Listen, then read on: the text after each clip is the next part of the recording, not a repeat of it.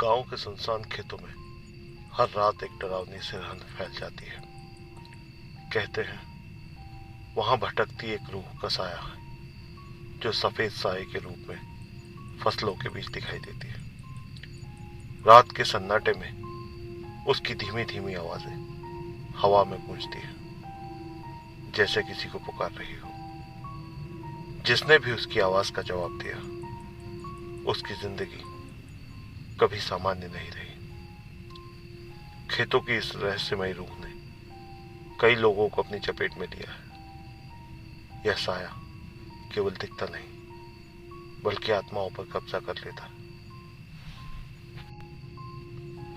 आज की हमारी घटना भी एक काली और डरावनी रात की घटना है, जब गांव के एक किसान जयराम अपने खेतों की रखवाली करने के लिए अपने घर से रात में खेतों पर निकले थे। बारिश के मौसम में फसल की रक्षा करना उसके लिए बेहद जरूरी था।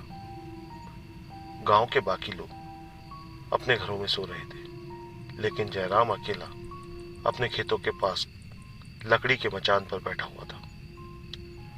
आसमान पर घने बादल छाए हुए थे। ठंडी हवा खेतों में ऐसे बह रही थी जैसे वह फसल को हल्के से झुला रही हो। रात लगभग आधी रात का समय था। हर ओर सन्नाटा था, लेकिन इस सन्नाटे के बीच जयराम ने एक अजीब सी आवाज सुनी। ऐसा लग रहा था जैसे कोई बहुत धीमी धीमी आवाज में उसे पुकार रहा हो, जयराम, जयराम। उसने सोचा कि शायद यह उसका भ्रम होगा, लेकिन कुछ ही समय बाद वही आवाज फिर से आई।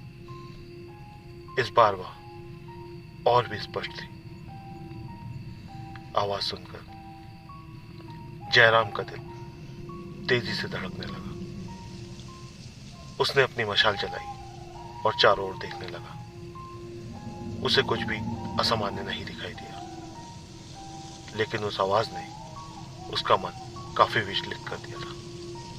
उसने सोचा कि शायद कोई उसके साथ मजाक कर रहा होगा, मगर थोड़ी देर बाद जब जयराम मशाल बुझाकर वापस मचान पर बैठे, तो उसे खेत के किनारे से एक सफेद साया दिखाई दिया।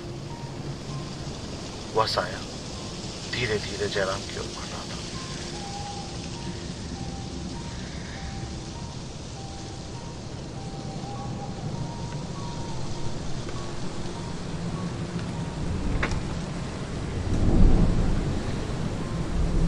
जयराम ने फिर से मशाल जलाई और चिल्लाया, कौन है वहां?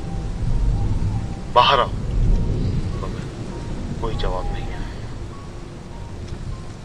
और धीरे धीरे वो साया जयराम के और करीब आता गया। जयराम की हिम्मत अब जवाब देने लगी। उसकी सांसें तेज हो गई। उसने देखा कि साया अब उसके मचान के बिल्कुल करीब आ चुका था। यह किसी इंसान के जैसा तो नहीं लग रहा। उसका चेहरा धुंधला और उसकी आंखें बिल्कुल सफेद थी।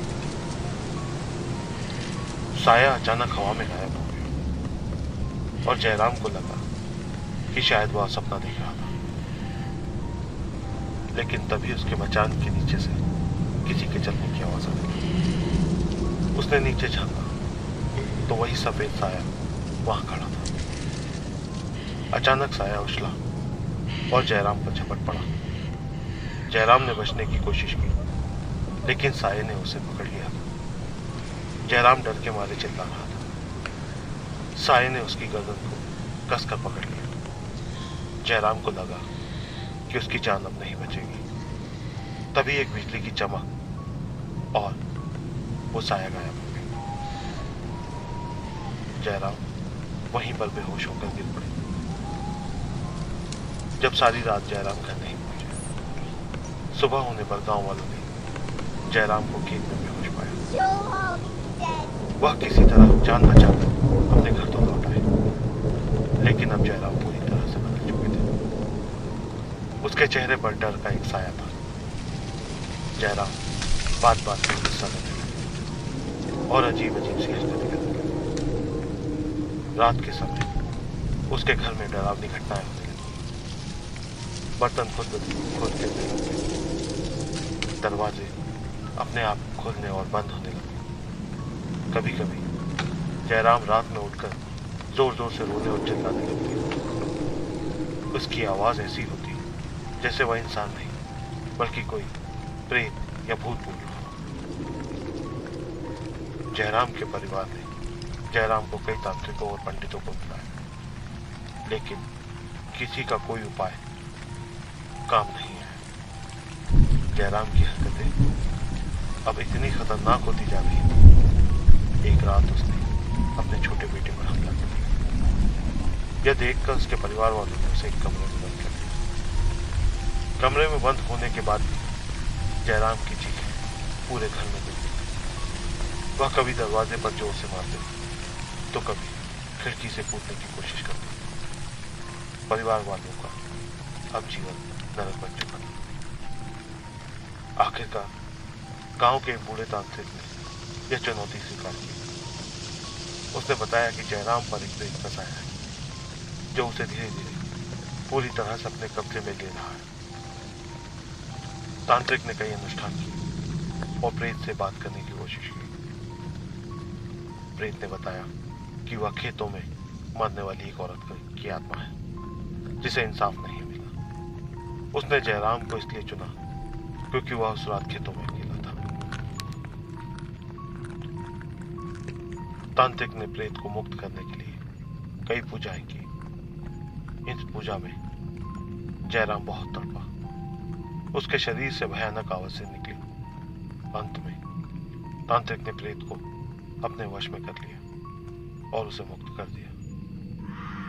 जयराम अब सामान्य तो हो चुके हैं, लेकिन वह घटना उसकी और उसके परिवार की जिंदगी पर इतना गहरा असर छोड़ गई कि उसका परिवार आज भी उस घटना को सोचकर डर से कांप जाता है।